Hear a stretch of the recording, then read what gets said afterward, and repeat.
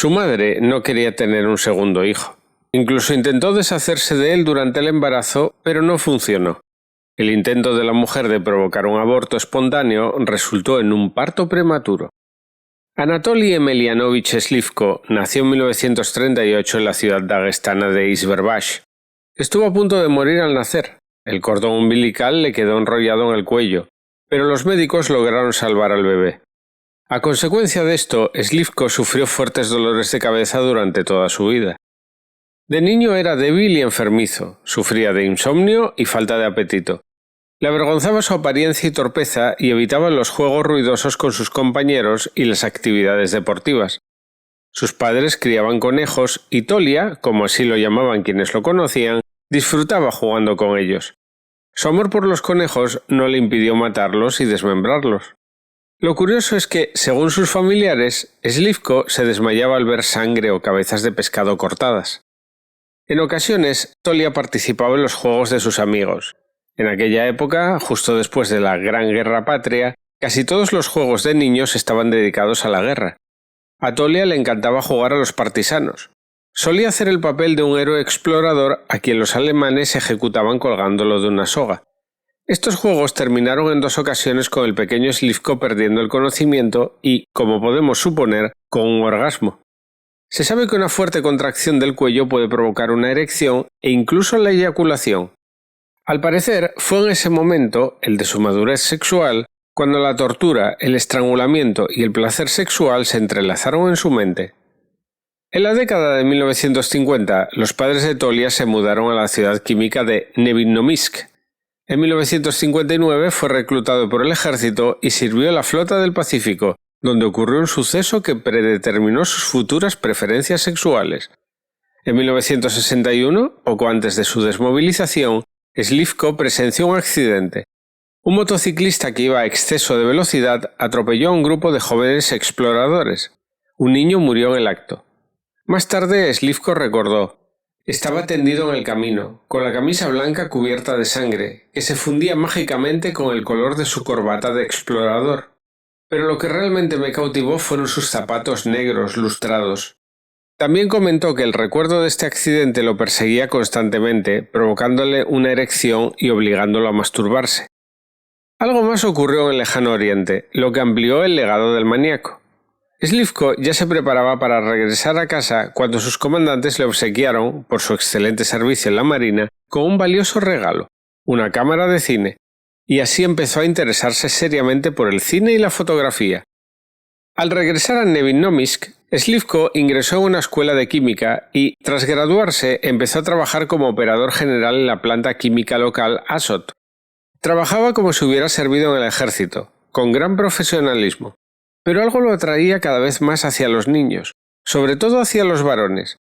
Primero consiguió un trabajo como líder explorador en una escuela pública y luego, con la misma condición social, dirigió el club turístico Romantic. A Slivko le gustaba comunicarse con los niños, encontrando un enfoque diferente para cada uno. Su club recibió con alegría tanto a adolescentes difíciles como jóvenes excelentes. Además de chicos, también había chicas, pero a ellas les prestaba mucha menos atención. En las caminatas de varios días por el territorio de Stavropol, organizadas por Slivko, participaban anualmente 1000 personas. La gente escuchaba las canciones de cantautores como Vysotsky y Nikitin, y el romanticismo los invitaba a sentarse junto a la fogata después de la difícil caminata. Pero incluso en esos años de pasión universal por las tiendas de campaña, los barcos y el esquí, el futuro maníaco destacaba entre los líderes promedio de los clubes turísticos. Trataba a los niños con verdadera generosidad, distrayéndolos de la influencia dañina de la calle y cultivando en ellos el deseo de aventura y la reciprocidad, así como el amor por el romanticismo de las montañas, los valles y las canciones junto a las fogatas. Es muy posible que esto fuera simplemente una tapadera para ocultar la verdadera vida sangrienta de Tolia, pero no podemos evitar notar que muchos escolares recordaran con nostalgia las campañas de Anatoly Slivko. Estas memorias se ven eclipsadas por la verdad que sale a la luz más tarde. Por ahora, sin embargo, la estrella del mejor amigo de los niños brilla cada vez con más intensidad. Empiezan a escribirse artículos sobre él y se le menciona constantemente en las reuniones del Departamento de Educación Pública de la ciudad y del Comité Municipal del PQS. En 1966 se produjo un incendio en el Romantic. El ayuntamiento proporcionó de inmediato una sala nueva y más cómoda para el club. Slivko ideó un nuevo nombre para el club, que pasó a la historia como uno de los lugares más peligrosos para los niños en la Unión Soviética. El maníaco llamó a su nuevo club Chergit, que significa a través de ríos, montañas y valles. Los padres inscribían activamente a sus hijos allí, protegiéndolos de la influencia dañina de la calle.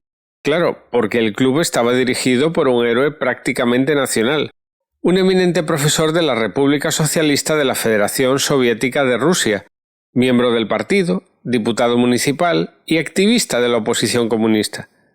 Los niños adoraban al líder. Casi todos los adolescentes de la zona soñaban con ir de excursión con él. Fue en este club donde posteriormente encontró a sus víctimas, aunque su primer asesinato no estuvo relacionado con el club. Slivko había leído en un libro de consulta médica que la amnesia retrógrada podía ser consecuencia de la estrangulación. Una persona que padece este tipo de amnesia pierde la memoria de los hechos ocurridos antes del incidente. Decidió que esto podría ser muy conveniente.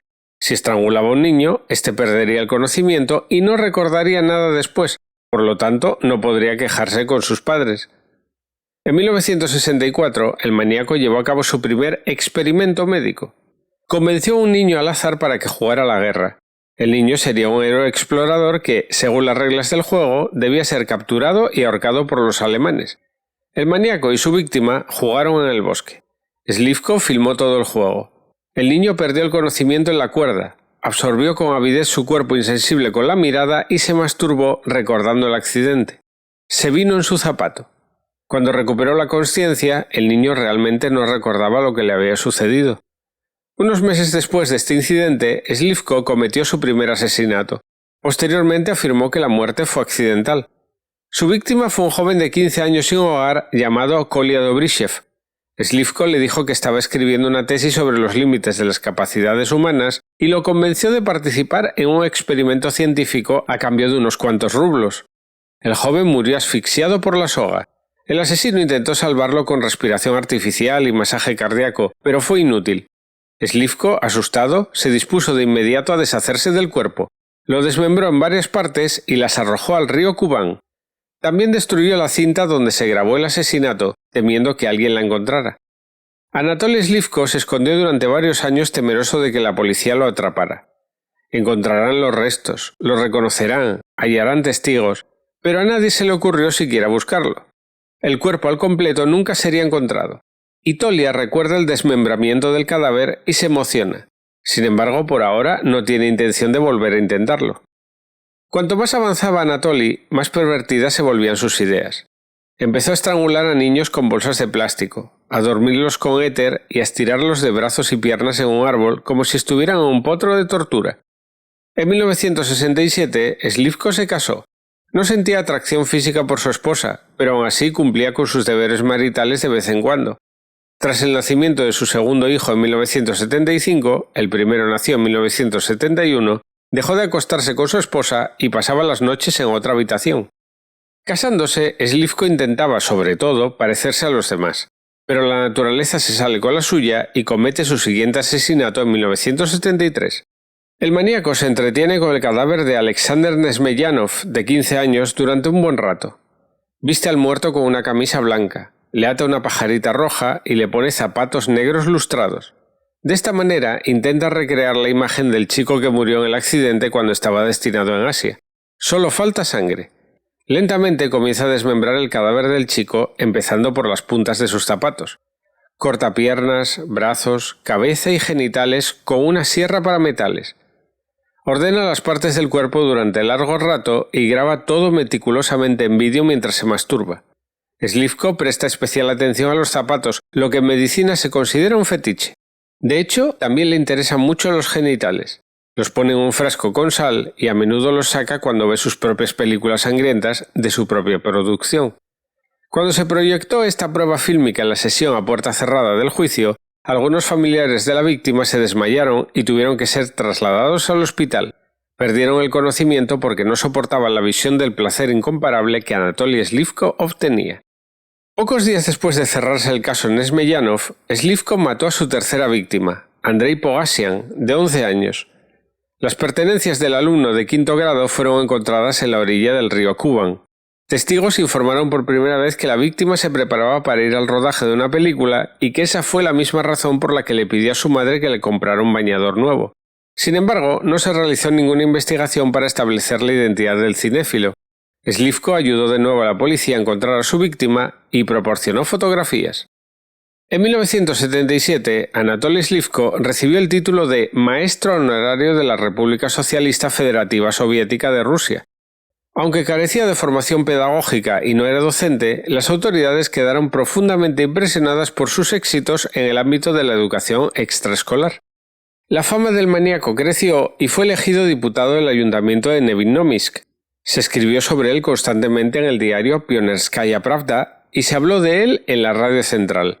Casi nadie sabía que niños de entre 12 y 15 años desaparecían con una regularidad inquietante en la ciudad y sus alrededores. Aprovechando su alta autoridad entre los miembros del club turístico, Slivko estudia meticulosamente los detalles de la vida de los chicos. Suele elegir como víctimas a aquellos cuyos padres no se darían cuenta de inmediato de la desaparición de sus hijos. Luego, en total secreto, les anuncia a los elegidos que participarán en un experimento secreto para estudiar las capacidades humanas en situaciones extremas, y les advierte estrictamente que nadie debe saber nada de estos experimentos. Temiendo decepcionar a su ídolo, los chicos no comparten nada con nadie. Acompañan voluntariamente a su mentor al claro del bosque, cuya principal característica es su lejanía de la ciudad y sus senderos transitados. Los experimentos se dividen en letales y no letales, pero solo Slivko lo sabe. Los chicos no dan por sentado que, al ir al bosque con el alegre y emocionado tío Tolia, no podrán regresar. Les hace prometer a sus conejitos experimentales que no comerán nada durante las 12 horas previas al experimento para prevenir posibles náuseas y vómitos. En el claro secreto, Slivko montó su cámara en un trípode. Vistió a los niños con un uniforme de explorador ya preparado, convenciéndolos de que debían lucir decentes frente a la cámara, y empezó el infierno para los niños. Les puso máscaras de gas a algunas de sus víctimas y las obligó a respirar éter. A otras les puso una bolsa de plástico en la cabeza, cortándoles el suministro de aire, pero la mayoría de las veces usaba una soga hecha con una manguera de polietileno. Si estaba realizando un experimento mortal, soltaba a su víctima de la cuerda después de 10 o 15 minutos. Por supuesto, para no violar la pureza del experimento, les ataba debidamente las manos y los pies. Durante los 5 años siguientes, Slivko pasó de ser un asesino a un maestro de la tortura. Realizó experimentos crueles con escolares. Primero les daba un folleto para leer que explicaba el significado del experimento. Querido amigo, vas a realizar una especie de hazaña. Y posteriormente les hacía firmar un acuerdo de confidencialidad. Después ahorcaba a sus alumnos, los estrangulaba, les ponía máscaras de gas o bolsas de plástico en la cabeza, usaba éter, etc. Todo esto quedó grabado en película fotográfica y un cuaderno. Sus víctimas fueron más de 40 menores de 16 años, algunos de los cuales quedaron discapacitados.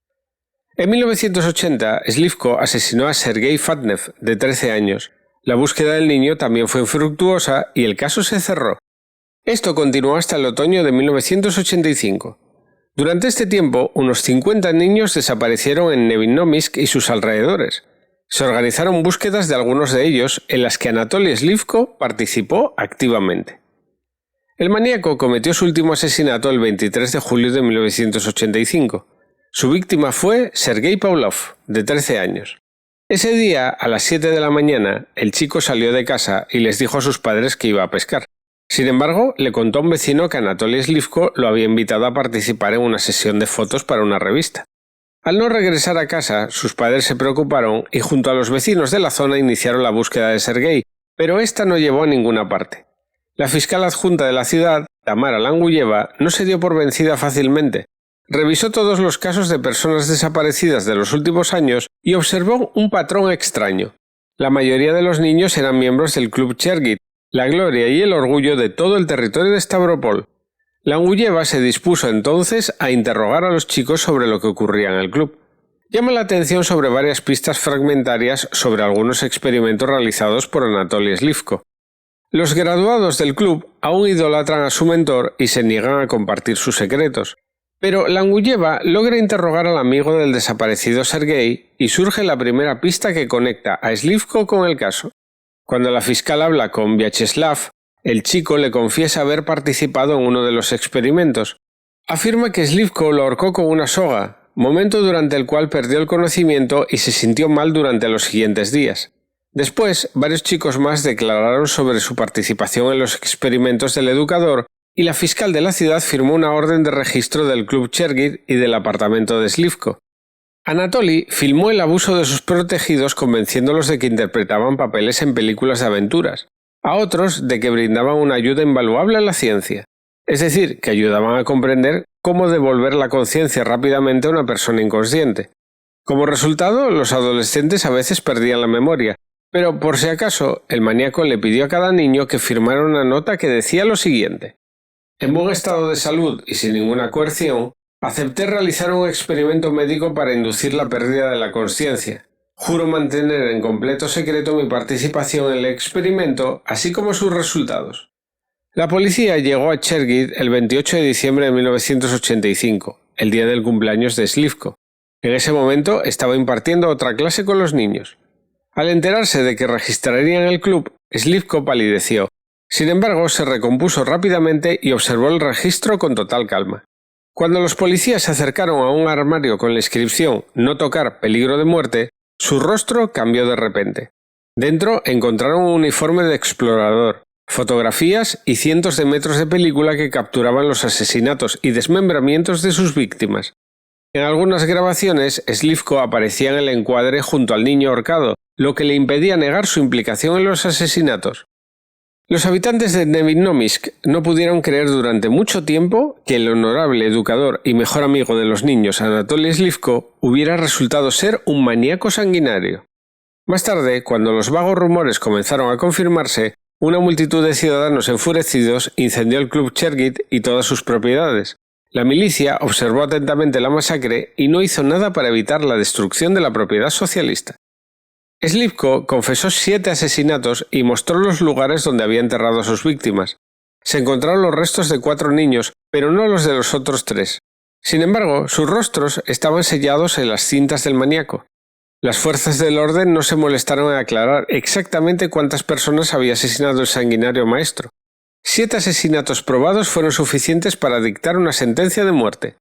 El examen psiquiátrico se realizó en tiempo récord.